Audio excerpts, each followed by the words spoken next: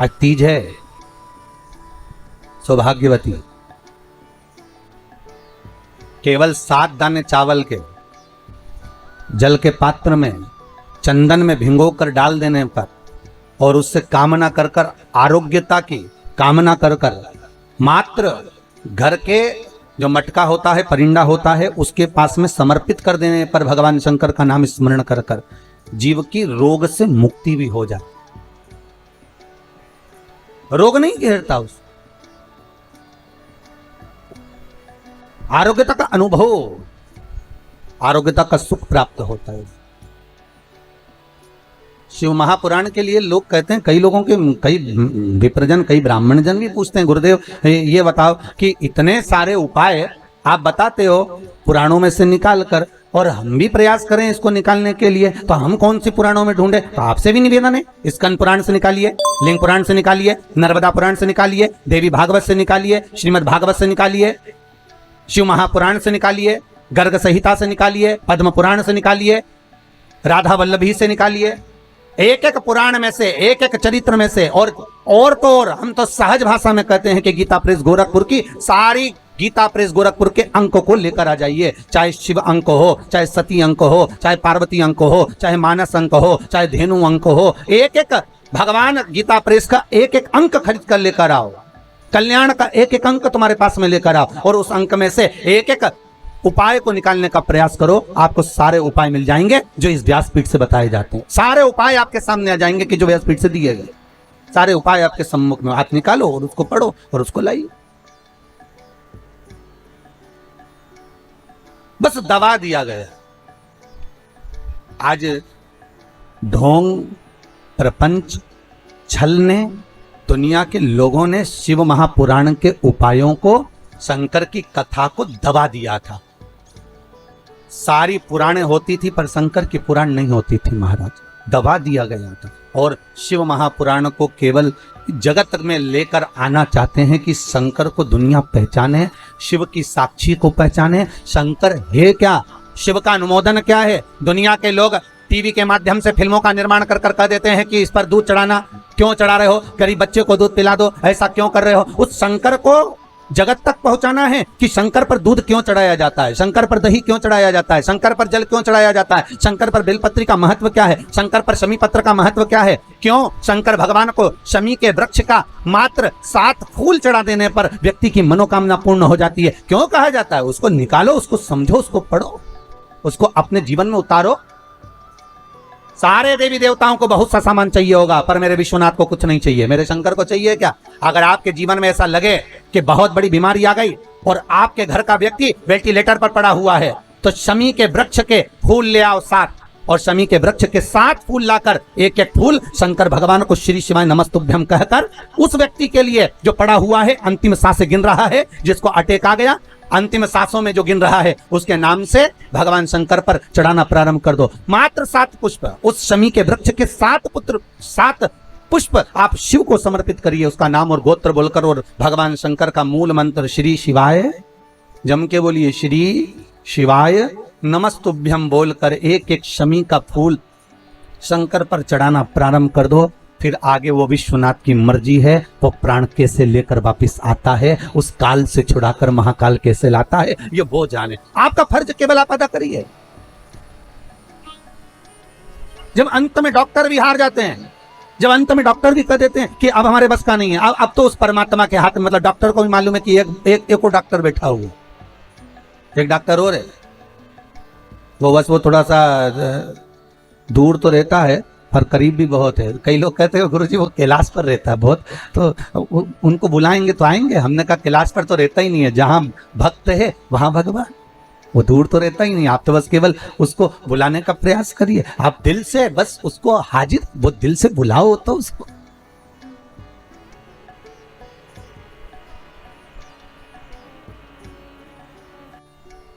शिव को प्रिय है पुष्प में आंख का पुष्प, जो आंकड़े का पुष्प होता है, शंकर को बड़ा प्रिय है। और दूसरे नंबर पर शंकर को प्रिय है शमी का पुष्प, बहुत ध्यान देना महाराज। तीसरे नंबर पर शंकर को प्रिय है महाराज सरसों का पुष्प। सरसों होती है ना, जो राई अपन बोते हैं, सरसों बोते हैं, उसमें पीले कलर का जो पुष्प लगता है, हमारा तो निवेदन रहता है जब तक सरसों आए तो प्रयास करा करो कि सरसों के 108 पुष्प शंकर भगवान पर चढ़ाना प्रारंभ कर दो। महाराज ये पक्का है कि वर्ष भर कोई बड़ी बीमारी आपको घेर नहीं सकती अगर सरसों के फूल शिव को चढ़ रहे हैं तो। और प्रयास करना कि सरसों का जो पुष्प होता है, सरसों का जो फूल होता है महाराज, अगर कोई व्यक्ति को किडनी या लीवर से जुड़ी हुई कोई तकलीफ होती है या किसी व्यक्ति का एक्सीडेंट हो गया होता है और उसका कोई अंग रह गया हो, कोई शरीर का कोई भाग रह गया और वो काम नहीं कर रहा हो, जैसे किसी के पांव रह जाते हैं एक्सीडेंट के बाद, किसी का हाथ रह जाता है या कोई अंग काम नहीं कर रहा हो, वहां ब्लड पहुंच नहीं रहा हो, वो जगह एकदम सुन्न हो गई हो, खाली पड़ गई हो, तो उसके लिए शिव महापुराण की कथा कहती है कि सरसों के पुष्प 11 शंकर जी के राइट भाग में, जहां शिव जी के गण दरवाजे के द्वारपाल मणिभद्र जिस जगह पर निवास करते हैं, कौन निवास करते हैं? मणिभद्र। शंकर जी के दरवाजे के द्वारपाल हैं मणिभद्र जी, तो मणिभद्र दरवाजे के द्वारपाल में राइट भाग में मणिभद्र जी विराजते हैं। मतलब राइट भाग कौन सा हुआ? जब आप मंदिर से बाहर निकलेंगे तो राइट भाग, मंदिर में प्रवेश करेंगे जब राइट नहीं होना चाहिए, आप मंदिर से जब जाएं तो राइट भाग। मतलब आप मंदिर से राइट से जाएंगे तो शंकर जी का भी राइट हो जाएगा, क्योंकि शिव जी ऐसे बैठे हैं तो शंकर जी का भी राइट हो गया, देवता उनका भी राइट हो गया, तो राइट भाग सीधा हाथ मणिभद्र जी का स्थान। 11 सरसों के पुष्प मणिभद्र के उस द्वार पर आप रख दीजिए और मणिभद्र के द्वार पर रखकर अंदर जाकर 108 वापिस जब आप बाहर निकल रहे हैं, ये पुष्प आप रखने के बाद एक बार बाहर जाएंगे फिर वापिस आएंगे मणिभद्र के रखने के बाद, और अंदर जाकर 108 सरसों के पुष्प शंकर को समर्पित करेंगे महाराज। उस सरसों के पुष्प जो शिव जी को आप समर्पित कर रहे हैं उसको वापिस लेकर आएंगे, श्री शिवाय नमस्तुभ्यम बोलकर उस सरसों के पुष्प को महाराज सरसों के तेल की बोतल में उसको डाल लीजिए। शंकर भगवान को किसी भी प्रदोष में शाम के समय प्रदोष काल में उस तेल को वापस ले जाकर चढ़ा दीजिए शिव जी को, उसको वापस लेकर आ जाइए। उस तेल का प्रयोग आप नाभि में डालिए और जो शरीर काम नहीं कर रहा उस स्थान पर कम से कम 15 दिन 20 दिन तक उसकी मालिश करना प्रारंभ करिए। बाबा चाहेगा तो चलाने का प्रयास कर देगा और वो अंग वो शरीर काम करने लगेगा। मणिभद्र का स्मरण, श्री शिवाय नमस्तुभ्यम, सब बोलिए एक बार जमकर, श्री, अरे पहले बोल दिया, हमारे साथ तो बोलो, श्री शिवाय नमस्तुभ्यम। भगवान शिव के मंत्र का स्मरण कर कर कर दो। सरसों का जो पुष्प है उसमें आनंद की अनुभूति है, आनंद की।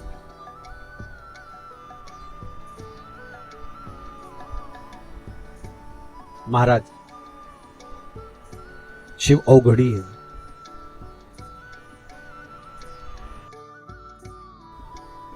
खूब शिव जी की कथा सुनी, खूब शंकर का अनुमोदन करा, खूब शिव जी का भजन करा, खूब शंकर जी पे बेलपत्र चढ़ाई। सियोर वाला महाराज बोला था ऐसा पूजन करो, खूब करा, उसके बाद भी दुख मिला। कहां से मिला? नहीं, शंकर जी से कह देना हम सियोर वाले महाराज को नहीं जानते, हम तो आपको जानते। कथा के माध्यम से हम आपको पहचानने लगे। रुक्मणी जी जब सिंहासन पर बैठती थी और नारद जी आकर ज्ञान देते थे तो रुक्मणी ने कृष्ण को कभी नहीं देखा था एक बार भी, पर रुक्मणी जो सुनती थी तो कृष्ण से प्रेम करने लगी थी। बस वही स्नेह आपका शिव से हो जाए। ये जो प्रेम होता है ना, इस प्रेम में होता ही ऐसा, जिससे आप प्रेम करते हो ना उसको दुख होता है ना, तो जो आपसे प्रेम करता है ना दुख उसको ज्यादा होता है। बताओ, उसका मोबाइल ले लिया, उससे बात नहीं करने दे रहा, मैं उसको दूसरा दिला दूंगा। शंकर, ये प्रेम वाली बात है। अगर हम शिव से स्नेह करते हैं तो दुख तुम्हारा होगा तो रोने वाला शिव होगा, कष्ट मिटाने वाला शंकर होगा। अगर शंकर से लगन लगाई है, शिव का स्मरण किया है, शंकर का अनुमोदन करा है, तो दुख तुम्हारा होगा, कष्ट तुम्हारा होगा, तकलीफ तुम्हें आएगी, और मिटाने वाला मेरा शंभू होगा, आने वाला शिव होगा, शंकर होगा। कि इसका मोबाइल छुड़ा लिया तो जो प्रेम करने वाला होता है ना वो दूसरा मोबाइल दिलवा देता है, ले 5000 का दूसरा। और अगर मम्मी ने ये भी ले लिया तो चिंता मत कर, और दूसरा दिला दूंगा। शंकर जी भी ऐसा ही, तू मुझसे प्रेम करता है, तेरे को अगर दुख आया चिंता मत करना, दुनिया ताने देगी, गाली देगी, अपशब्द कहेगी, मैं बैठा हूं पीछे से, डब्बे में तो मैं ही हूं ना पीछे, चिंता क्यों करता। और अगर दुनिया की वस्तु कुछ ले भी ली तो मैं बैठा, क्यों चिंता करना। अभी एक ये प्रश्न है, देखो आप, संजीत जी द्विवेदी हैं, भगवा शिवनगर से, प्रतापगढ़ से हैं। कहाँ बैठे हैं? अच्छा, संजीव जी आप ही हैं। आपने एक प्रश्न किया है गुरुदेव कि आपने तुलसी जी का महत्व समझाया, रुद्राक्ष का महत्व समझाया, पर आप कहते हैं कि गले में तुलसी हो, रुद्राक्ष हो, स्नान करने जाएं तो वो पानी शरीर पर आता है तो गंगा यमुना सरयू सरस्वती का फल मिल जाता है। पर हमारे को ऐसा सुनने को मिलता है कि रात को तो तुलसी की माला, रुद्राक्ष की माला उतार दी जाती है, फिर हम सुबह स्नान करने जाते हैं तो वो जल तो रहता ही नहीं। पहली बात तो संजीव जी, शिव महापुराण की कथा कहती है कि इस श्वास का कोई भरोसा नहीं, हर पल जपो। तो यहां शास्त्र कहता है कि गले में जो तुमने तुलसी की माला धारण करी है या रुद्राक्ष पहना है, उसको उतारने का महत्व नहीं है कहीं पर भी कि आप इसको उतार को रात कर सोइए। बैठिए, बहुत सुंदर प्रश्न करा आपने, जगत कल्याण के लिए। ये सभी के मन में प्रश्न आता है कि हम तुलसी की माला पहने या हम रुद्राक्ष, बैठिए, रुद्राक्ष की माला पहने तो हम रात को उतार दें? कौन कहता है? आप तो तुलसी, रुद्राक्ष, कभी शमशान में भी आप पहनकर चले गए, कभी हॉस्पिटल में भी आप पहनकर चले गए, कभी किसी सूतक सुए के घर में भी आप पहनकर चले गए, तो ना तो तुलसी ना रुद्राक्ष ये दोनों कभी अशुद्ध नहीं होते। जैसे गंगा का जल जहां भी रख दो वो हमेशा शुद्ध ही रहता है, उसी तरह तुलसी और रुद्राक्ष भी शुद्ध है, वो कभी अशुद्ध नहीं। कौन कहे आपसे कि आप इसको उतारो और मालूम पड़े अपन उतार के रात को सो और रात के प्राण निकल गए तो भाई जीवन का क्या भरोसा है? कौन ने देखा, किसने देखा, कब देखा? तो यहां तो शास्त्र कहता है कि बिना तुलसी के भगवान जब भोग ग्रहण नहीं करता तो बिना तुलसी के भगवान तुम्हें बैकुंठ कैसे घुसने देगा, प्रवेश कैसे देगा? बिना बेलपत्री के शंकर कुछ अंगीकार नहीं करता तो बिना रुद्राक्ष के शिव कैलाश कैसे लेकर जाएगा? और प्राण अगर रात को निकल गए तो इसलिए शिव महापुराण की कथा कहती है कि गले में अगर तुलसी की माला होगी, रुद्राक्ष की माला होगी तो कम से कम ये काम तो आ जाएगी। नहीं तो मरने के बाद ईमानदारी से बोलना रे, जितने लोग टीवी पर कथा सुन रहे हो, जितने ये पांडे तारा में कथा सुन रहे हो, प्रतापगढ़ के जितने लोग कथा का श्रवण कर रहे हो, उनसे निवेदन है ईमानदारी से बोलना, मरने के बाद व्यक्ति जिस गद्दे पर सोता है वो गद्दा बाहर फेंक दिया जाता है। बोलो सही है कि गलत है? अच्छे से तो बोलो, सही है? व्यक्ति जिस दरी पर मरा उस दरी को बाहर फेंक दिया जाता है। व्यक्ति जिस चादर को ओढ़कर मरा वो चादर बाहर फेंक दी जाती है। व्यक्ति जिस कपड़े को पहना वो कपड़े बाहर फेंक दिए जाते हैं। अब ईमानदारी से बोलो तो व्यक्ति जिस चेन और अंगूठी को पहना वो, उसका क्या होगा? मान लो उसने चेन अंगूठी पहन रखी। अरे पांडे तारा वाला जल्दी बोलो, उसका क्या करना है? नहीं, चेन अंगूठी का क्या करना है फिर अपन को? है माताएं बोल रही है कि रख लेंगे, और वो कपड़े वो फेंक दिए, वो दरी वो फेंक दी। वो मरने वाले के नीचे दरी भी बिछाते तो ऐसी बिछाते जिसका पूरा कलर चले गया। मरने वाले के ऊपर चद्दर भी बिछाएंगे तो ऐसी बिछाएंगे जो पूरी धुल के जिसका कलर चले गया। बेकार फेंकने वाली वो उड़ा देंगे, कपड़े भी ऐसे, और सब सामान फेंक देंगे। पर कोई चेन, वो सोने की इतनी मोटी चेन पहन के बैठा, भले मोटी नहीं हो पतली हो तो कोई फेंकेगा नहीं? अंगूठी नहीं। और सोने की बटन लगाता काका जी तो बटन कुर्ता फेंका फेंक दे नहीं, कौन फेंकेगा? कोई। तो मतलब अंदाजा लगा लो कि दुनिया के लोग तुमसे प्रेम नहीं करते, दुनिया के लोग तुमसे दिखावा करते हैं। प्रेम तो उनको सोने और चांदी और प्रॉपर्टी से है, इसलिए तो नहीं फेंकी, नहीं तो तुम्हें तो फेंक देते।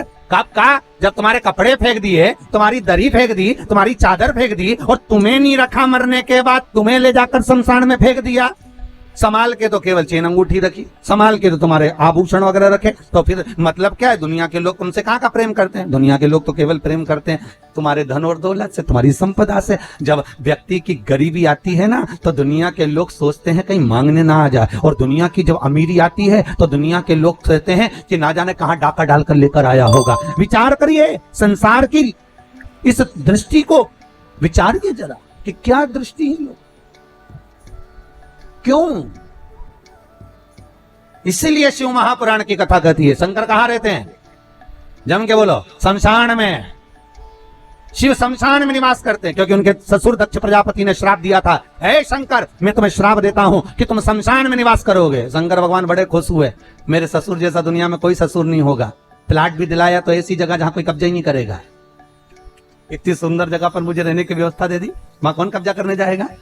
बस सबसे ज्यादा दुख था शमशान में रहने पर तो पार्वती जी को दुख था। पार्वती जी हमेशा शंकर जी से कहती थी, हम शमशान में रहते हैं, अपने को कौन मिलने आएगा? शंकर जी बोले, चिंता मत कर, नहीं आएगा तो बांध के लाया जाएगा, और जो एक बार आ गया दूसरी बार कभी नहीं जाएगा।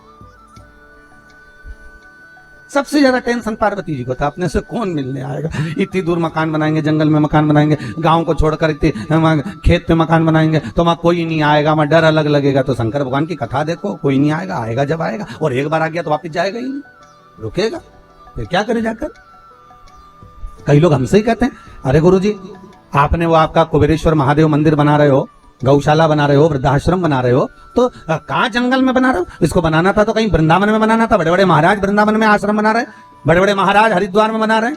तुम्हें पैसा खर्च करना था तो कहीं तीर्थ में करना था, ऐसी जगह जहां लोग आते जाते रुकते, कमरे में रुकते, तो थोड़ा पैसा देते तो कमरे का खर्चा निकल जाता।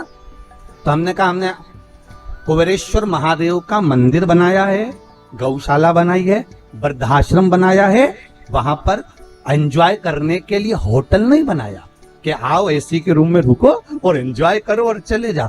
जिसको आना है वो शंकर जी के लिए आएगा, जिसको आना है वो गौ माता के लिए आएगा, जिसको आना है शंकर से मिलने के लिए आएगा। इसलिए कुबेर भंडारी का जो मंदिर सीहोर से 10 किलोमीटर दूर पर जंगल में जो बनाया जा रहा है, उसका कारण केवल इतना है कि यहाँ जो आएगा केवल शंभू के लिए आएगा, और जो शंकर के लिए आएगा तो कुबेर भंडारी उसके लिए खजाना खोल ही देगा, इसलिए उसको वहां बनाया। और सबसे ज्यादा धन्यवाद तो आपको दूंगा, जिन जिन लोगों ने उसमें सहयोग करा, दान का एक एक रुपया अगर आपने दिया है, अपन रहे ना रहे, पर अपना दिया गया वो दान सत्कर्म कम से कम सही जगह लग तो गया। गौ माता में, वृद्धाश्रम में, उस मंदिर में सही जगह लग तो रहा है। इसकी प्रसन्नता होना चाहिए, इसकी प्रसन्नता।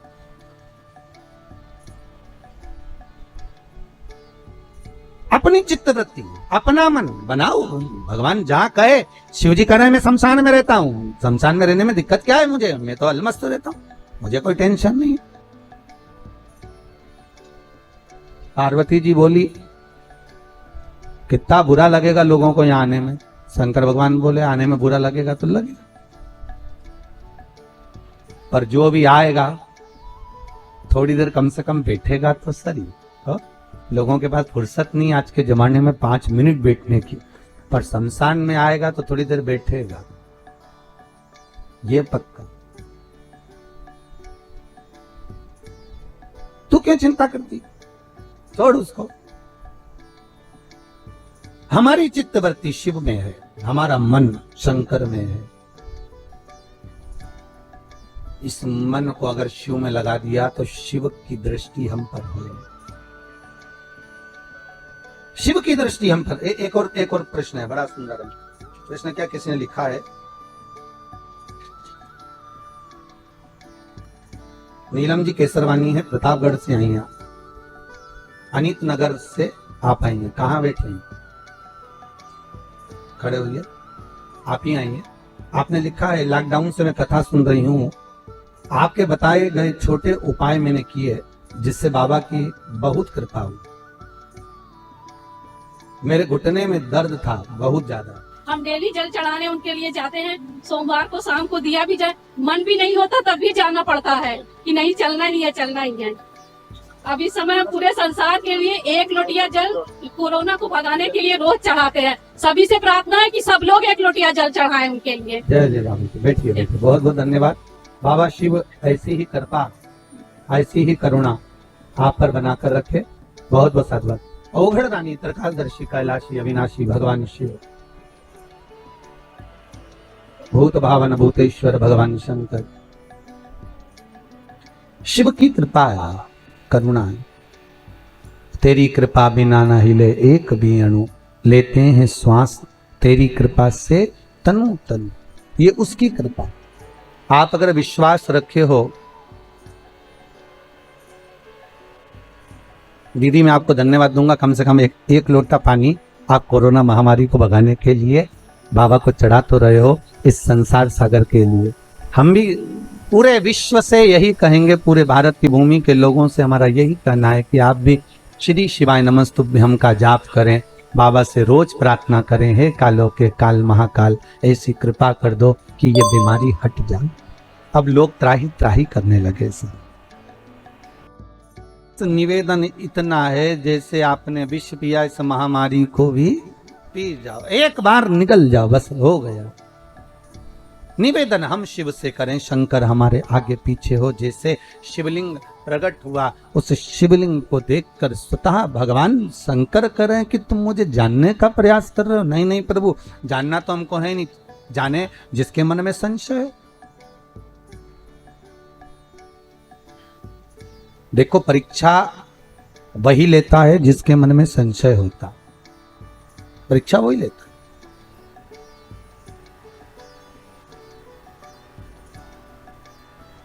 परीक्षा बोले जिसके मन में संशय हो। यहां तो संशय है ही नहीं बाबा के प्रति, क्या संशय करें।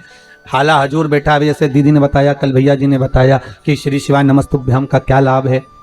घुटनों में तकलीफ थी, बाबा की पूजन करने का क्या लाभ है। यहाँ कोई विशेष कोई तंत्र विद्या तो होती नहीं है, कोई जादू टोना तो होता नहीं। यहाँ तो बस कह देते हैं कि आप शिव जी का अनुमोदन करो, आप शंकर का स्मरण करो और आप शिव भक्ति में डूबे रहो। बस जितना शिव का नाम लोगे, जितना शंकर का अनुमोदन करोगे, जितना शिव भक्ति में डूबोगे, उतना सुख मिलेगा।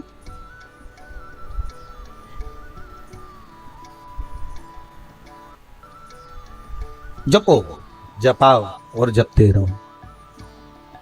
शिवलिंग में से आवाज जो आई, ब्रह्मा जी का तो मन विचलित हो गया। ये जो उंगली उठाने वाले होते हैं ना, तो ये उंगली तो उठा देते हैं पर ये देखते नहीं है कि ये 3 उंगलियां हमारी ओर भी जा रही है। हम उसमें बुराई देख रहे हैं तो 3 बुराई हमें भी होगी। हम किसी पर अगर उंगली उठा रहे हैं तो हमें भी कुछ ना कुछ खोट तो होगा। अब ब्रह्मदेव तो कह दिए, ये आकाशवाणी झूठी लगती है मुझे तो। शंकर भगवान ठहाका लगाकर हंसे, शिवलिंग में से आवाज आई, अरे ब्रह्मदेव तुम मुझसे कह रहे हो कि आकाशवाणी झूठी है। हाँ,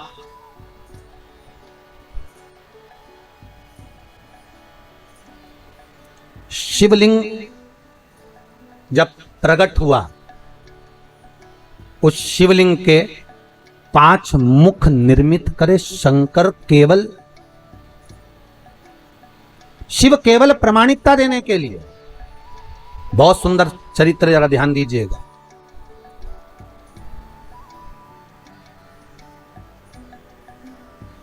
शंकर कह रहे हैं तुम मुझे जानते नहीं हो। नहीं, मैं तो समझता ही नहीं। आप शंकर भगवान विष्णु के पिता हो सकते हो, ये मैं नहीं मान सकता।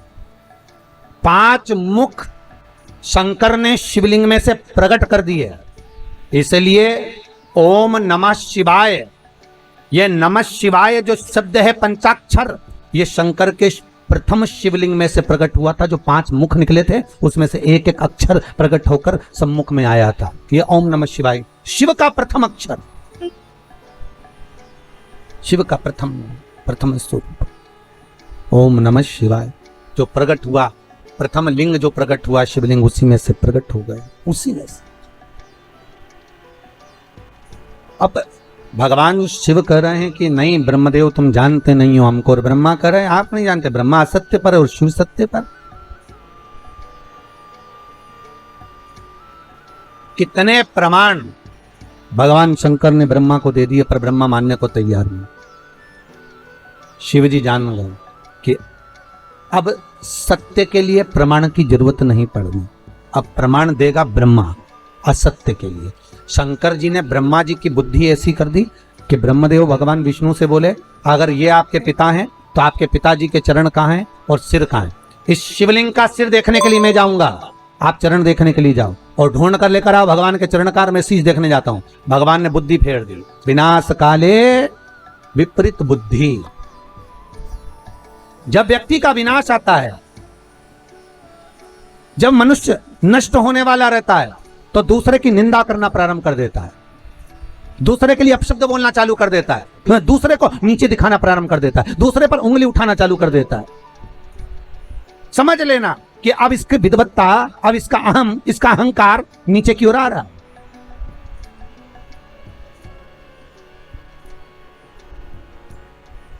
उठाओ उंगली, मना नहीं है, पर पहले सबूत सामने रखो। ब्रह्मा जी भी बार बार कह रहे हैं सिर कहाँ है, कहाँ है चरण? गए भगवान विष्णु ने कहा क्या चाहते हो ब्रह्मदेव? ब्रह्मदेव कह रहे हैं कि आप चरण ढूंढो। भगवान का ठीक है, मैं जाता हूं चरण ढूंढने के लिए। शिवलिंग का चरण ढूंढने के लिए भगवान नीचे गए, ब्रह्मा शीश ढूंढने के लिए ऊपर गए। अब भगवान चरण ढूंढने गए, उनको चरण मिले ही नहीं, वापिस आ गए।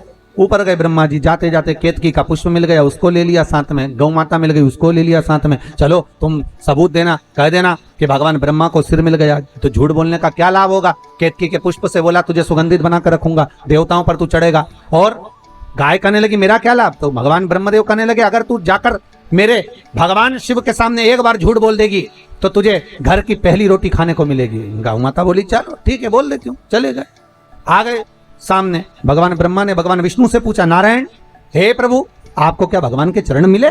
भगवान विष्णु ने तो कह दिया मुझे चरण मिले ही नहीं। शंकर भगवान के मुख से निकल गया, जय हो सत्यनारायण भगवान की। स्कंद महापुराण की कथा कहती है सत्यनारायण की कथा यही शंकर की कथा से निकली है। कौन से भगवान की कथा? सत्यनारायण भगवान। क्योंकि भगवान विष्णु शिव जी के सामने सत्य बोल दिए थे, इसलिए उनका नाम हो गया था, जम के बोलो, सत्यनारायण। अब आज के जमाने में तो जिसका नाम सत्यनारायण रहता है वो भी असत्य बोलता फिरता है। बड़ी आफत है। अरे कम से कम थोड़ा बहुत तो नाम का अंश रखो रे, कम से कम थोड़ा बहुत तो नाम का ध्यान रखो कि अपना नाम क्या है। अगर तुम्हारा नाम शांति बाई है तो कम से कम थोड़ी तो शांत रहे है? और अगर तुम्हारा नाम भीम सिंह है, वो हमारे यहाँ एक पंडित जी उनका नाम भीम है, और तो वो हमेशा भीम जैसी दादागिरी दिखाते रहते। वो तो जब देखो जब दादागिरी है दिखा, और जो भी मिले उससे बस बोल दादा मैं ऐसा कर दूंगा। मैंने कहा भीम शांति बैठ।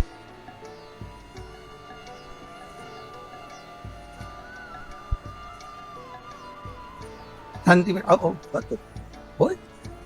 अरे तुम्हारे नाम का कम से कम फल तो प्राप्त करो। अब नाम रख दिया आशीष और झुकाए कभी किसी के आगे नहीं शीश, तो क्या मतलब का आशीष है? अरे थोड़ा गुरु के चरण में, परमात्मा के चरण में, माता पिता के चरण में, बड़ोजन के चरण में थोड़ा बहुत तो शीश झुकाओ।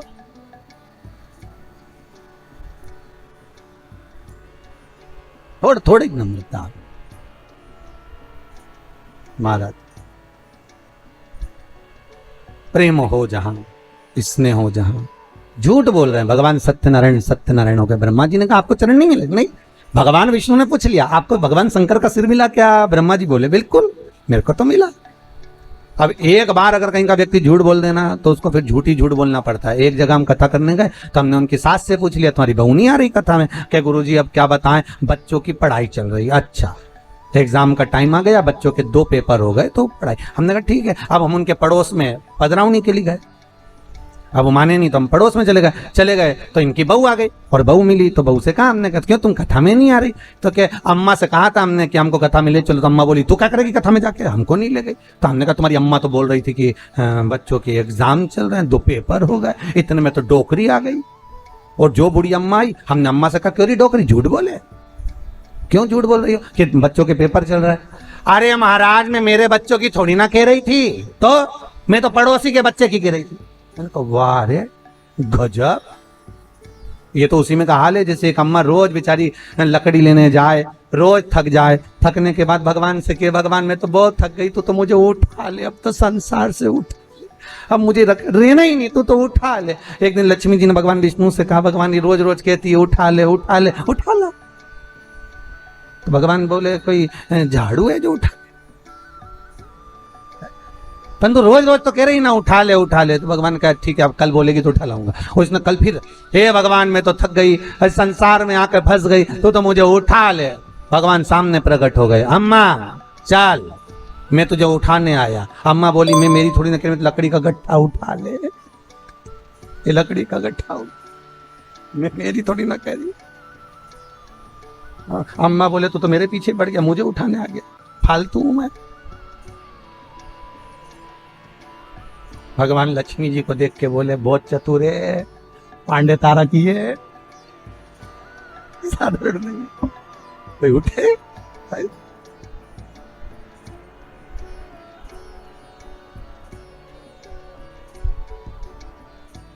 एक बात तो है, पांडे तारा में आनंद तो कुछ भी हो, उत्तर प्रदेश की ये धरा आनंदमय तो है महाराजो, आनंद। अब भगवान ने ब्रह्मा से कहा कि तुम बोलो, क्या तुम्हें सिर मिला? हाँ, आकाशवाणी हो गई, ब्रह्मा झूठ बोल रहे, ब्रह्मदेव असत्य बोल रहे, असत्य बोल रहे। हाँ, ब्रह्मा जी बोले आकाशवाणी झूठी है, ना मानो तो पूछ लो ये केतकी के पुष्प से। केतकी के पुष्प को भगवान ने लिया, पूछा क्यों केतकी के पुष्प? क्या ब्रह्मा जी को सिर मिला? क्या ब्रह्मा जी को मस्तक मिला? केतकी का पुष्प ब्रह्मा को मस्तक मिला जानकर केतकी का पुष्प बोला, हाँ ब्रह्मा को शीश मिला, ब्रह्मा को सिर प्राप्त हुआ, ब्रह्मा को मस्तक मिल गया। हाँ, भगवान आकाशवाणी कर कर बोले ये ब्रह्मा जिस केतकी के पुष्प को लेकर आया है वो झूठ बोल रहा है। ए केतकी के पुष्प, भगवान शंकर कहते केतकी के पुष्प में तुझे श्राप देता हूं, सारे देवताओं पर तू चढ़ेगा पर शंकर पर कभी नहीं चढ़ेगा। और अगर कोई भूल से भी केतकी का पुष्प शंकर को चढ़ा देगा तो 1000 गौ हत्या के बराबर उसको दोष लग जाएगा। इसलिए केतकी का फूल सारे देवताओं पर चढ़ता है पर भगवान शिव पर नहीं चढ़ता, शंकर पर नहीं चढ़ता।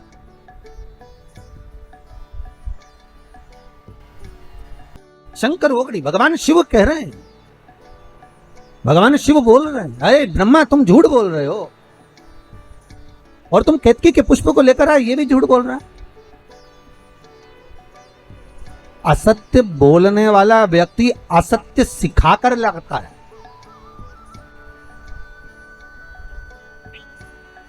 मैं फिर निवेदन करूंगा आप सबसे, पूरे महीने आप सत्य नहीं बोल सकते ना, मत बोलो। पूरे महीने में कम से कम एक हफ्ता बना लो कि मेरे को इस हफ्ते में सत्य बोलना।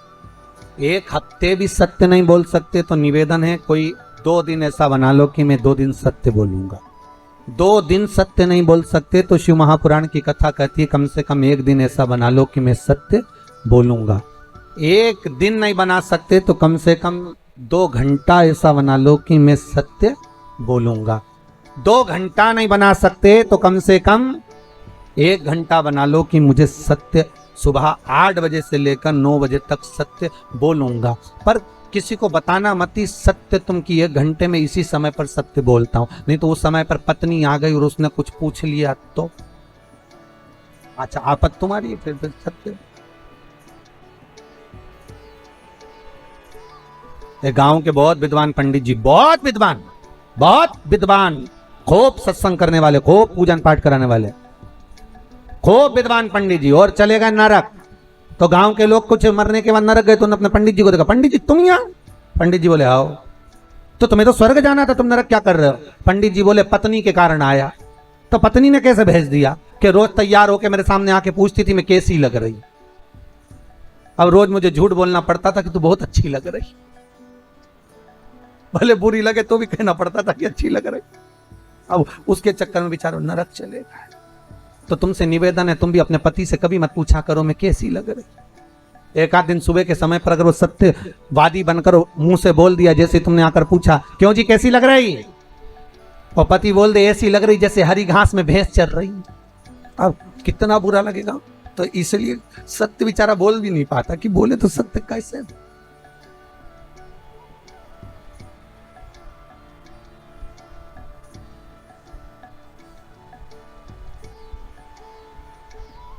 आज तो हमारे जजमान जिन्होंने पूजन करी वो दोनों पति पत्नी साथ में भी बैठे। जिन्होंने 2 दिन पूजन करी तो बेचारा एक यहाँ बैठती थी, एक वहां बैठता था। तो हम भी टेंशन में रहते थे कि आखिर ये दोनों अलग अलग क्यों बैठे, बड़ा सोचना पड़ता। हर हर भगवान शिव ओघड़ रानी सत्य की मूर्त है। आप ना बोल सके थोड़ा सत्य बोलिए साहब, अपनी जिंदगी को सत्यमय जीने का प्रयास करिए। सत्यम शिवम सुंदर, जीवन में सत्य आएगा तो शिव मिल जाएगा, और शिव मिल गया तो जीवन सुंदर बन जाएगा। आप रूप अपनी जिंदगी आनंदमय हो जाएगी। जीवन को सुंदर बनाने के लिए सत्य की मूर्ति बनना प्रयास करिएगा। हमारे मन में जो आए हम सत्य कह दें, हमारे मुख पर जो आए सत्य कह दें। मरने के बाद तो लोग बोलेंगे राम नाम सत्य। अरे बोलो तो सही, तुम तो घबरा गए। बोलो राम नाम सत्य। मरने के बाद दुनिया बोलेगी, और जब दुनिया बोलेगी तो अपन तो बोल ही नहीं पाएंगे क्योंकि अपन तो लेटे होंगे।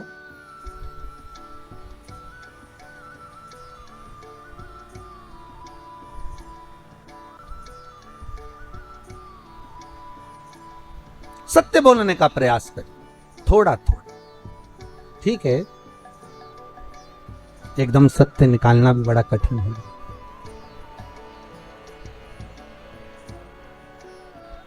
एकदम अगर सत्य निकल भी जाए ना तो बड़ा कठिन।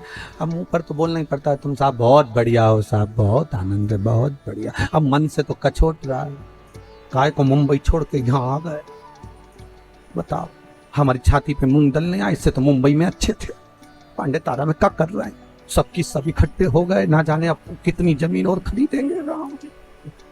और सामने के अच्छा हुआ आ गए। वैसे भी लॉकडाउन लग गया है महाराष्ट्र में, तुम लोगों का तो यहाँ आना अच्छा था, पर अंदर से सोच रहा काय को आ गए, भीतर से सोच बाहर से अच्छा।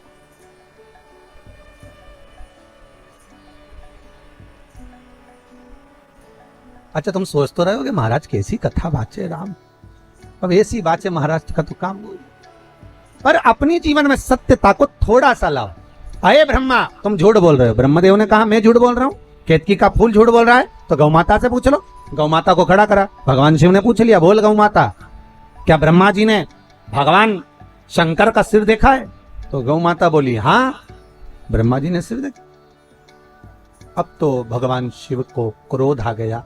अरे गौ माता, तू जगत की मां कहलाती है, दुनिया के लोग तुझे पूछते हैं गौ माता, और तू कह रही है कि शंकर जी का सिर ब्रह्मा ने देखा है।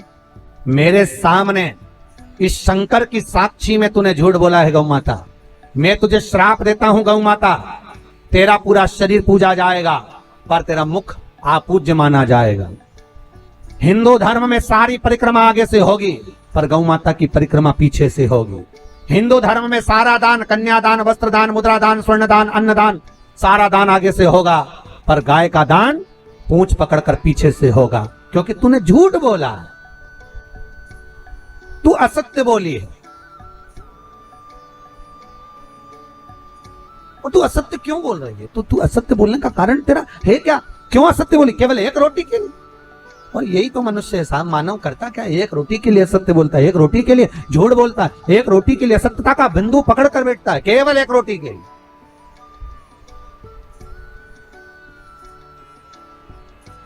अरे भाई, पिछली बार कोरोना महामारी में जब लॉकडाउन पड़ गया था, किराने की दुकान खुलियां थी, औषधि मेडिकल खुले हुए थे, दूध की दुकान खुली हुई थी, केवल फल फ्रूट की दुकानें खुली हुई थी।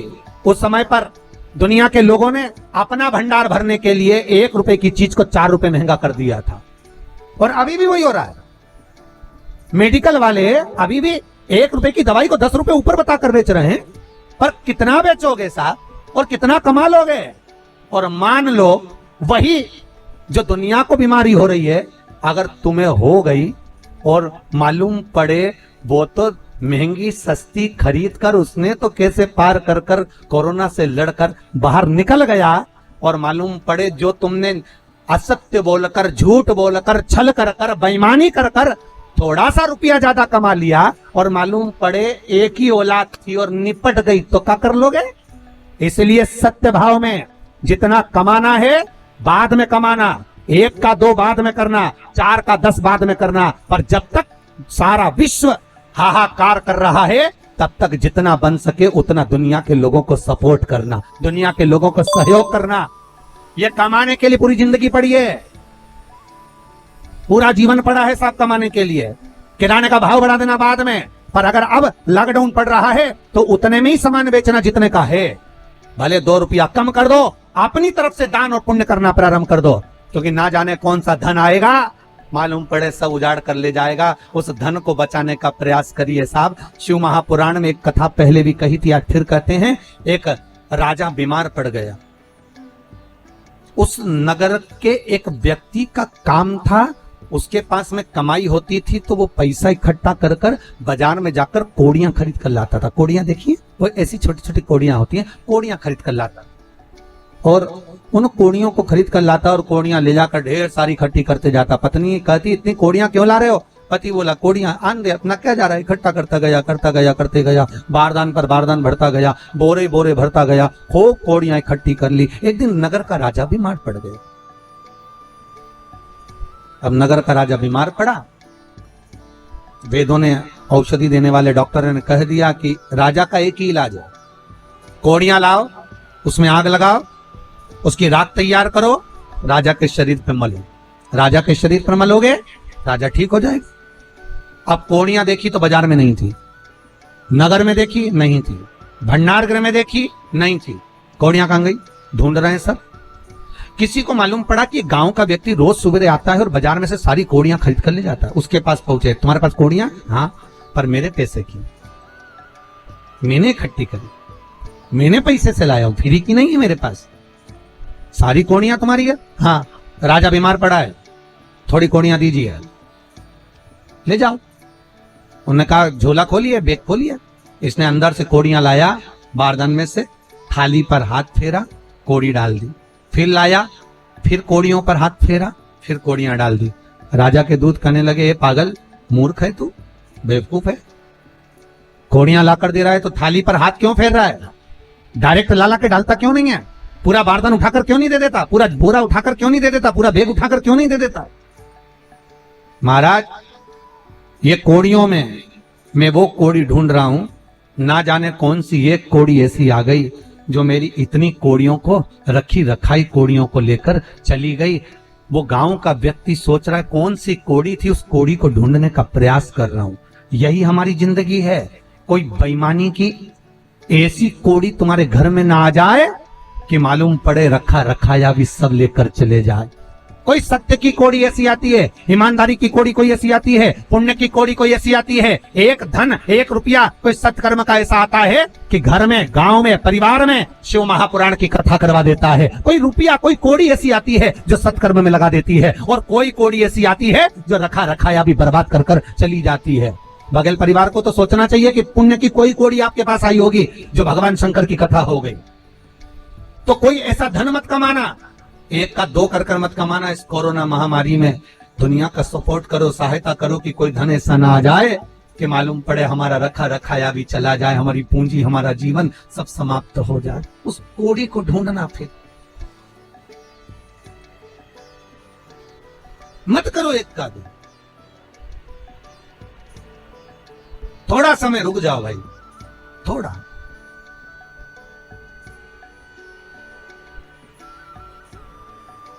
बहुत विचित्र समय, थोड़ा सा निकालो, अपने से बन जाए, थोड़ा सहयोग कर दो। अभी मन का धन कर लोगे, पर आगे तो रोना है। फिर वही बात आ गई, मत बुरे कर्म कर बंदे, वरना पछताएगा, भगवान की आंखों से तू बच नहीं। जम के बोलो, बच नहीं। वो तो देख कर आए। कई लोगों को तो मौका मिला है, अच्छा है कोरोना आ गया तो हम कमा लेंगे, कमा लो, पर हिसाब तो देना पड़ेगा। भगवान भी कहेगा तेरा क्या होगा रे, आगे तो बोलो कालिया होगा क्या, हिसाब तो लेगा। और वो जब हिसाब लेता है ना तो दिखता नहीं है। हिसाब जब लेता है ना उसकी मार दिखती है, ना उसका डंडा दिखता है, ना उसके शब्द दिखते हैं। जब वो हिसाब लेता है तो आंख में से केवल आंसू बहते हैं और व्यक्ति तड़पता है, भीतर से रोता है जब वो हिसाब लेता। उसके हिसाब की इंतजार करना। बस इसलिए निवेदन है, जितना बन सके 10 का 20 ना करिए। थोड़ा बढ़ाओगे चल जाएगा, 1 का चवन्नी बढ़ा लोगे, 2 रुपया बढ़ा लोगे चल जाएगा, पर ज्यादा नहीं बढ़ाना भाई। मत सहयोग करो, सपोर्ट करो। तो झूठ बोला है ब्रह्मा, ये गौ माता झूठ बोल रही है, गाय झूठ बोल रही है। गौ माता तूने झूठ बोला, एक रोटी के चक्कर में तो झूठ बोली है। तेरा पूरा शरीर पूजा जाएगा पर मुखा पूज्य होगा। आज भी गाय का मुखा पूज्य माना जाता है। गाय किसी बर्तन को अगर भूख लगाती है तो उसको मांजना पड़ता। तो झूठ बोली।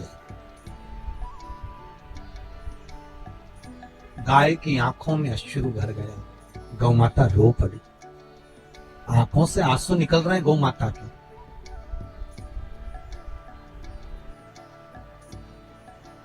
केवल मनुष्य नहीं रोता, केवल मानव की ही आंख में आंसू नहीं आते, जीव भी रोता है, जीव भी रोता।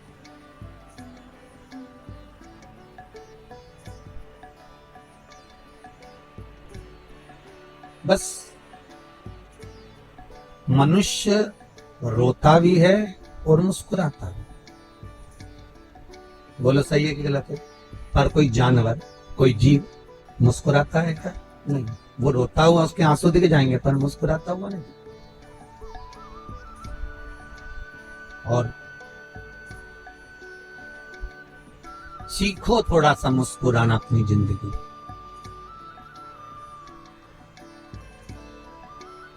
रोने की कला सिखाई नहीं जाती, भगवान पैदा करते से भेज देता है कि रोना है। रोना कोई सिखाता है क्या?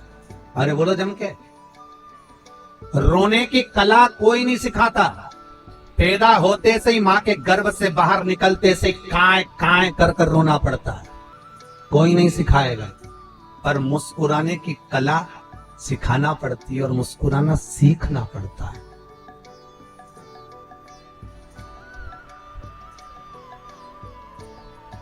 वो सीखना पड़ेगा।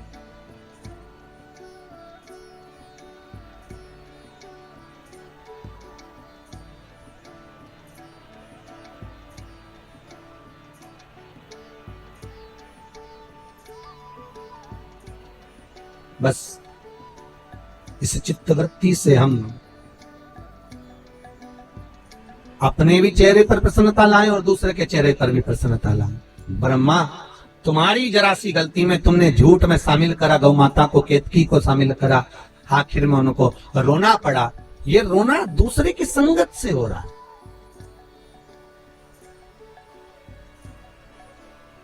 दूसरे की संगत, किसी ऐसे का संग मत पकड़ना कि बाद में रोना पड़े। कई लोग झूठ बोलवाने के लिए एक आदमी को साथ में लेके जाते हैं, बोल सही है कि नहीं, मैंने ऐसा किया था कि नहीं, तो बेचारे साथ वाले को भी साथ देना पड़ता। हाँ वो साहब, और उसने मुंडी हिलाई तो यहाँ कथा कह रही है ब्रह्मा का साथ गौ माता ने दिया तो उसको रोना पड़ा, केतकी के फूल ने दिया तो केतकी के फूल को रोना पड़ा। झूठ बोलने का साथ कभी मत दो, सत्य बोलने का प्रूफ देने के लिए अगर कोई बुलाए तो चले जाना, पर झूठ मत बोल ऐसा हुआ कि, और उसको झूठ बोलना पड़ता। हाँ साहब हाँ।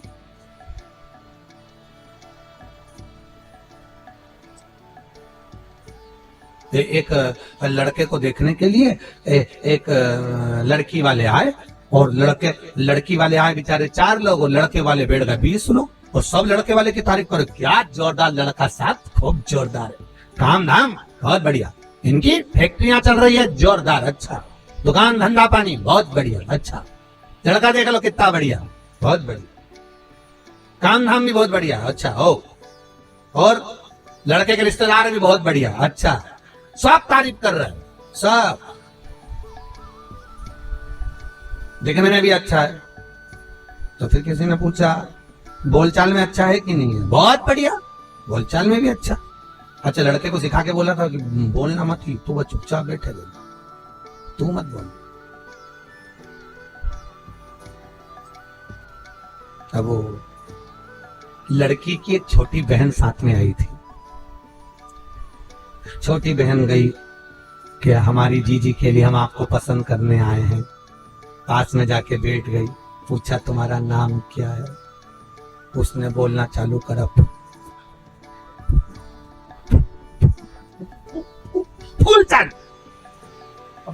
1 घंटे तक तो फूफू बोला और बाद में बोला फूलचंद। लड़की वापिस आकर के मम्मी से बोली है अटका है, अटका।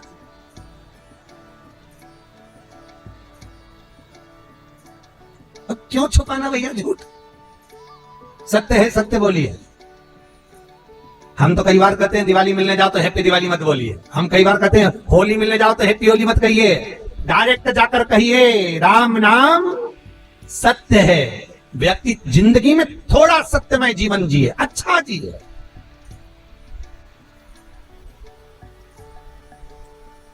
सत्य की जिंदगी जियो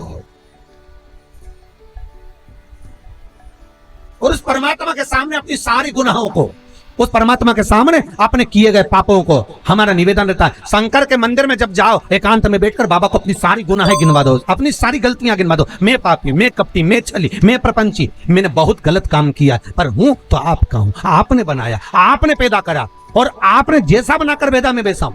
बाबा से करो, विनती करो, निवेदन करो। आज ये कोरोना महामारी में आप अपनी गलतियों को परमात्मा के सामने कहो ना कि मैं गलती कराऊं, मैंने छल करा, मैंने कपट करा, मैंने बेईमानी करी, मैंने प्रपंच करा, मैं झूठ बोला, मैंने दुनिया पर उंगली उठाई, मैंने दुनिया में ऐब देखे। अरे भाई, एक व्यक्ति निकल कर जा रहा था, गुलाब के फूल को देखा तो कहता कितना सुंदर गुलाब का फूल है, पर इसमें कांटे नहीं होते तो कितना अच्छा होता। आगे गया, कोयल कूक रही थी, कितना सुंदर बोलती है, पर कोयल काली नहीं होती तो कितना अच्छा होता। समुद्र का जल देखा, इतना सुंदर पानी, पर खारा नहीं होता तो कितना अच्छा होता। हर एक चीज में ऐब देख रहा है, हर एक चीज में गलती देख रहा है। इतने में गुलाब का फूल, कोयल और समुद्र का जल, तीनों ने मिलकर कहा रे मनुष्य, तुझ में दूसरे की बुराई देखने की आदत नहीं होती तो तू कितना अच्छा होता। हम में ऐब देख रहा है, हम में बुराई देख रहा है कि कांटे नहीं होते, काली नहीं होती, खारा नहीं होता, पर अपने भीतर भी तो कपट देखो कि हमारे भीतर कितना भरा हुआ, हम कितने छली हैं, हम कितने कपटी हैं, हमारे भीतर कितना प्रपंच भरा है। अरे भाई, कहना सरल है पर धारण करना कठिन है।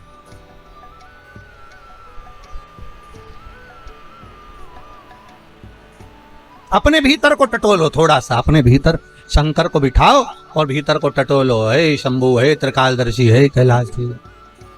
महाराज गौ माता भी झूठ बोल दी, केतकी का पुष्प भी झूठ बोल दिया, ब्रह्मा फिर झूठ बोल दिए।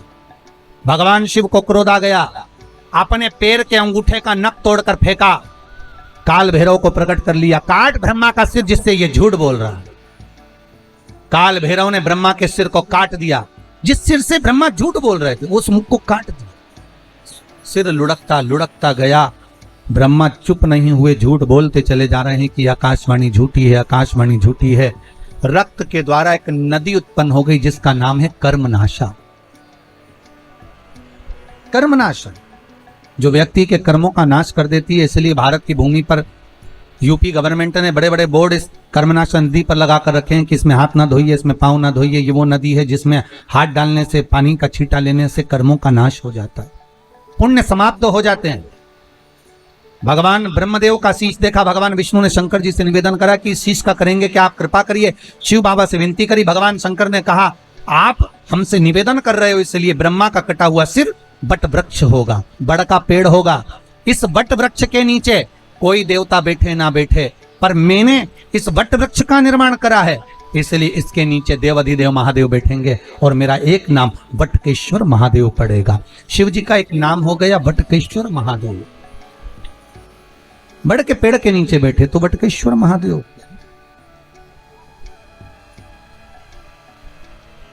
बटकेश्वर महादेव शिव का एक सुंदर भाव, एक सुंदर स्वरूप, एक सुंदर आनंद। बटकेश्वर महादेव, आपको पहले भी कथाओं में कहा कि कोई व्यक्ति अगर धन लेकर चला जाए, पैसा नहीं दे, तो बटकेश्वर का पूजन, बड़ के पेड़ की जड़ के नीचे शिवजी का पूजन 3 सोमवार करना। वो आपको पहले बताया है और हमारे YouTube पर भी डला हुआ है, आप उसको सुन सकते हैं, उसको निकाल कर आप कर सकते हैं, आपका पैसा वापिस आएगा। बटकेश्वर का आगे चरित्र आया, भगवान ब्रह्मा ने क्षमा मांगी, गलती हो गई। तो क्षमा मांगने में कुछ नहीं जाता। आप लोगों से भी बारंबार निवेदन करते हैं कि क्षमा मांगने में पीछे ना हटे। अगर हुई है गलती तो क्षमा मांग लो।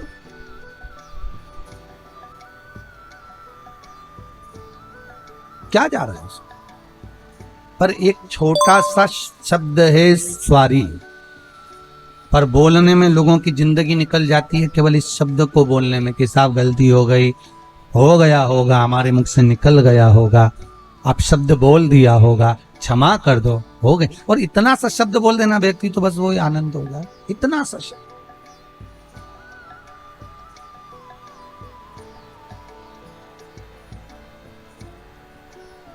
पर वही तो नहीं निकलता, वही नहीं निकलता।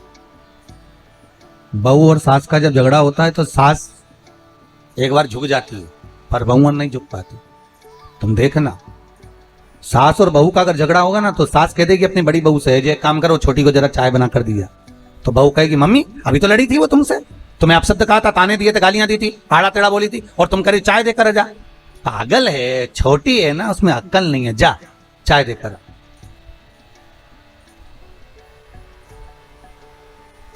जाओ दियाओ जरा सा।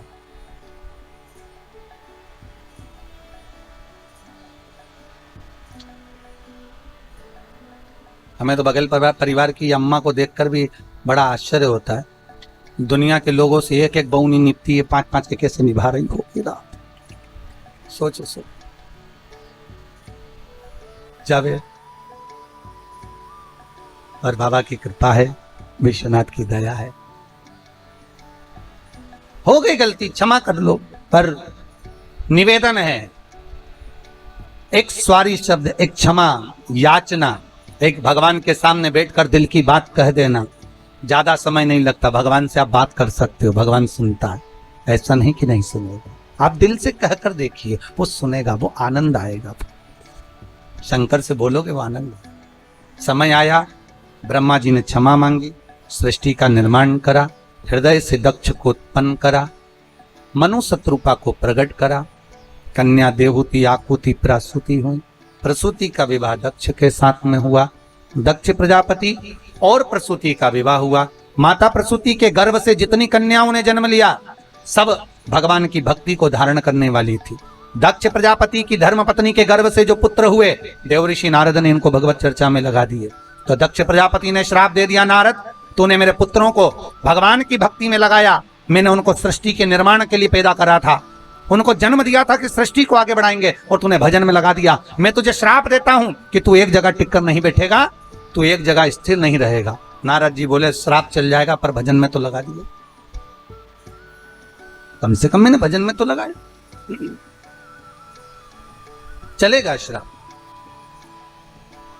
अगर आप अच्छा काम कर रहे हो, सत्कर्म कर रहे हो, भगवत भजन कर रहे हो, कोई ठीक कर्म कर रहे हो, कोई नेक कर्म कर रहे हो, और दुनिया के लोग अगर आप पर उंगली उठा रहे हैं, ताने दे रहे हैं, अपशब्द बोल रहे हैं, आड़े तड़े व्याख्यान कर रहे हैं, गालियां दे रहे हैं, मैसेज कर रहे हैं, कोई आपके लिए अपशब्दों का प्रयोग कर रहे हैं, करने दीजिए, आप अपना कर्म मत छोड़िए, आप अपना कर्म करते हो, श्रेष्ठ कर्म कर। आग लगे बस्ती में, जम के बोलो अपन रहो मस्ती में, क्या किसको रोइए, चादर तान के सोई। एक जगह पर लिखा हुआ था, मैं गरीब इतना हूं, इतना गरीब हूं, इतना गरीब हूं कि एक गधा भी नहीं खरीद सकता हूं। इतना गरीब हूं कि एक, जम के बोलो, अरे जम के तो बोलो, एक गधा भी नहीं खरीद सकता हूं। पर अमीर इतना हूं, इतना अमीर हूं कि रोज घोड़े बेच के सोता हूं, रोज घोड़े बेच कर सोता हूं, अमीर इतना हूं। अब गरीबी कितना है कि गधा नहीं खरीद सकता, और अमीर कितना है कि रोज घोड़े बेच कर सोता है। बहुत ध्यान देना महाराज, एक व्यक्ति के पास करोड़ों का धन है, पर रात को वो घोड़े बेचकर नहीं सोता। नींद आती क्या उसको? नहीं। जिसके पास धन ज्यादा होता है उसकी नींद भगवान चुरा लेता है, वो घोड़े बेचकर नहीं सो पाता। उसको नींद ही नहीं आती। बीपी, शुगर, ब्लड प्रेशर सब ऊंचा नीचा होता रहता है। रात को भी सोएगा तो डॉक्टर से कहेगा नींद की गोली दे दो। डॉक्टर नींद की गोली भी देता है तो 2-3 घंटा नींद आती, 2:30 बजे फिर उल्लू जैसा उठ के बैठ जाता है, फिर वापस।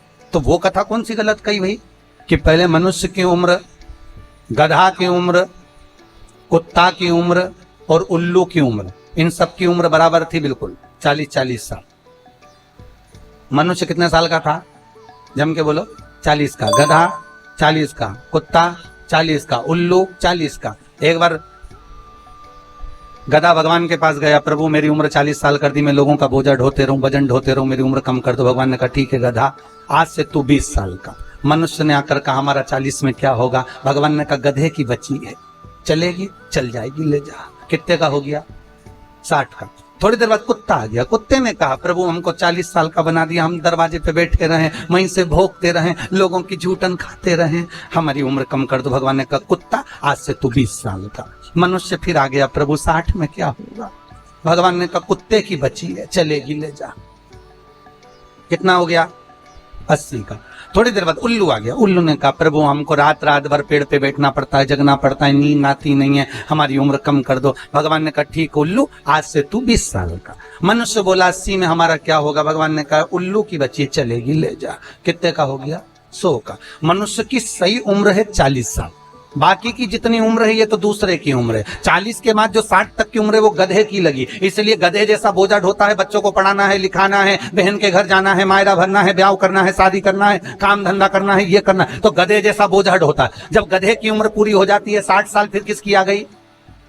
अरे बोलो तो, गधे के बाद किसकी थी? कुत्ता की। जैसी कुत्ते की उम्र आती है 80 साल में होता है, तो 80 साल में आते सी घर के लोग, बूढ़े व्यक्ति का जब 80 में आता है तो कमरे में से निकालकर हॉल में दरवाजे के पास खटिया डाल के सुला देते हैं कि 80 के हो गए, यहीं पड़े रहना, और वहीं पे पड़े रहते हैं। जैसे कुत्ता दरवाजे पर रहता है ऐसे बूढ़े व्यक्ति को वहां पटक देते हैं। अब कोई भी आता है तो बूढ़ा व्यक्ति वहीं से चिल्लाता है बहू, वहीं से चिल्लाता।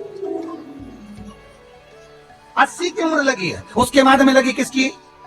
80 से 100 में उल्लू की। अब रात को नींद नहीं आ रही, डॉक्टर साहब के पास गए, डॉक्टर साहब मत में नींद नहीं आ रही। डॉक्टर साहब ने दवाई दी, इंजेक्शन दिया, सब दिया, दवाई खाए पर 2 घंटा नींद आए, उसके बाद नींद नहीं आए। तो डॉक्टर को कौन बताए कि उल्लू की लग गई?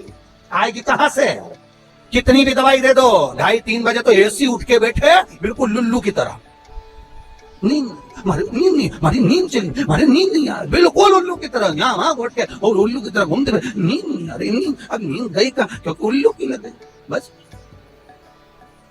क्या करोगे नींद का? तो गरीब इतना हूं, जम के बोलो, कि गधा भी नहीं खरीद सकता, पर अमीर इतना हूं कि घोड़े बेच कर सोता हूं। जिसके पास धन ज्यादा होता है वो घोड़े बेचकर नहीं सो सकता, पर जो गरीब होता है भले गधा नहीं खरीद सकता, पर सोता ठेले पर, खटिया पे, पलंग पे, जहां सोया मच्छर भी काट रहा है तो नींद नहीं खुल रही, मतलब पक्का है कि घोड़े बेच रहे। सेठ तो यही है। नींद, डॉक्टर भी कहते हैं कम से कम नींद अच्छी लो, मरीज के लिए कहते हैं नींद अच्छी लो, पैसे अच्छे हो जाओगे। अगर नींद अच्छी आ रही है तो नींद अच्छी आए। आज ये कोरोना महामारी में लोगों की नींद उड़ गई, तो हम तो कह रहे कथा सुनो और घोड़े बेच के, जो होगा देखा जाएगा। बाबा जो करेगा वही तो होगा, हमारे सोचे से क्या होगा। अब प्रसूति के गर्भ से माता सती का जन्म। देखो ये सती माता का नाम सती कब पड़ा? जब प्रसूति के गर्भ से जन्मी थी तब सती नहीं थी, तब तो दक्षायनी थी। क्या नाम था? दक्षायनी, दक्ष की बेटी थी। तो सती का नाम सती जब नहीं था, माता सती का नाम तो दक्षायनी था। देवी भागवत में लिखा है, शिव महापुराण में लिखा है दक्षायनी।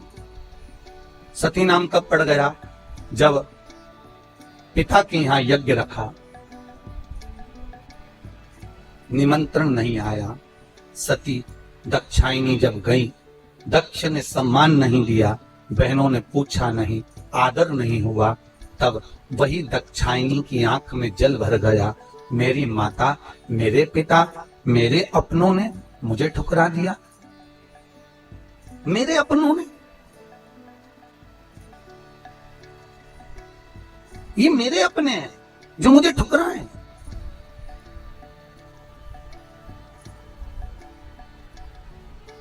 फिर वही वाली बात आ गई, मैं तेरा हूं तू मेरा है, मैं तो जन्म जन्म से तेरा हूं, अब आन पड़ी हूं दर तेरे, भोलेनाथ कांवड़िया मेरे। ये चित्तवृत्ति, ये मन। दाक्षायणी आज रो रही है, ये मेरे अपने हैं, ये मेरे अपने, मेरा पिता, मेरी माता, मेरी बहनें। बहुत ध्यान देना महाराज, धन होगा तो जो तुम्हारे नहीं है वो भी तुम्हारे बन जाएंगे, धन नहीं होगा तो जो तुम्हारे अपने हैं वो भी पराए हो जाएंगे, वो भी पराए।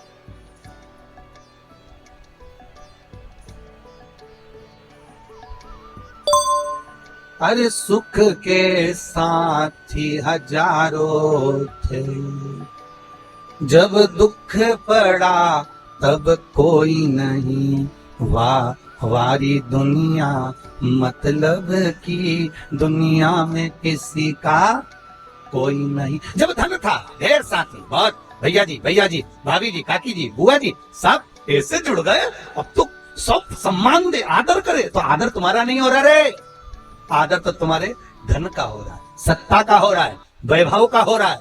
तुम्हारा आदर होता होता तो जब तुम गरीब थे तब आदर होना था, आदर तब होना था जब कुछ नहीं था। देख लिया, समझ गए। दक्ष प्रजापति की उस सभा में दाक्षायणी ने अपना शरीर कुंड में सौंप दिया। जब दाक्षायणी यज्ञ की अग्नि में कूदी तब वो कहलाई सती, तब तक वो सती नहीं थी, कूद गई। शिव जी को मालूम पड़ा, शंकर भगवान क्रोध में लाल हो गए, गणों को भेज दिया। दक्ष प्रजापति का शीश कटकर अग्नि में गिर गया।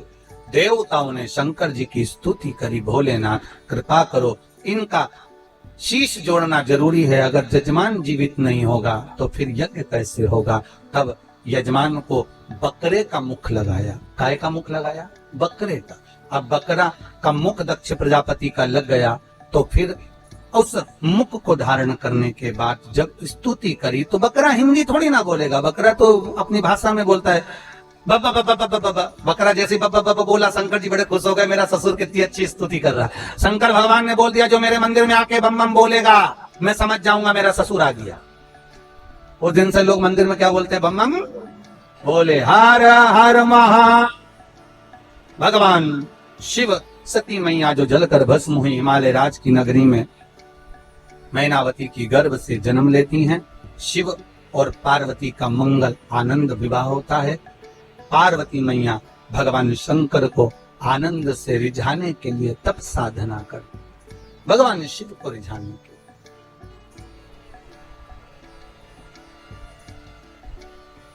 और ऐसी तप साधना जिनको देवऋषि नारद स्वतः कर देते हैं। देवऋषि नारद जहां स्वयं कर देते कि यह कन्या का जो पति होगा अड़भंग होगा, भस्मी रमाने वाला, जटाजूट बांधने वाला, मृग चर्म को धारण करने वाला, मृग छाला को पहनने वाला, अड़भंग। और शिव को रिझाने के लिए पार्वती अपना सर्वस्व निछावर करती है। भगवान को रिझाने के लिए माता पार्वती तब साधना करती है और शिव फिर दूल्हे के रूप में प्राप्त होते हैं। पार्वती दुल्हन बनती है, शंकर दूल्हा बनता। पार्वती को बनी कहा, शिव जी को बना कहा। हमारे यहाँ, आपके इधर उत्तर प्रदेश में होता कि नहीं होता पता नहीं, पर हमारे इधर तो लड़के की शादी होती है तो 8 दिन पहले से बना जी गाते हैं, और लड़की की शादी में बनी जी गाते हैं। इधर गाते हैं तो हमारे यहाँ बना जी बनी जी गाते हैं, और दूल्हे को कहते बना और दुल्हन को कहते बनी, और दोनों में ही नहीं बनी तो काय का बना और काय की बनी। भाई बने तो समझ लो कि बना और बनी है, दोनों का प्रेम, दोनों का आनंद बना रहे। और दूल्हे के यहाँ इसलिए गाते बना जी मतलब बना के चलना जी, जैसी मिली निभा, भले वो लड़े झगड़े प्रेम करे और निभा। क्योंकि बना जी, बना के चलो, और बनी का मतलब है बनी रही हो, दौड़ दौड़ के मायके मत आइयो, नहीं तो गुस्सा हो के फिर मायके आ जाए, मैं तो चली ये।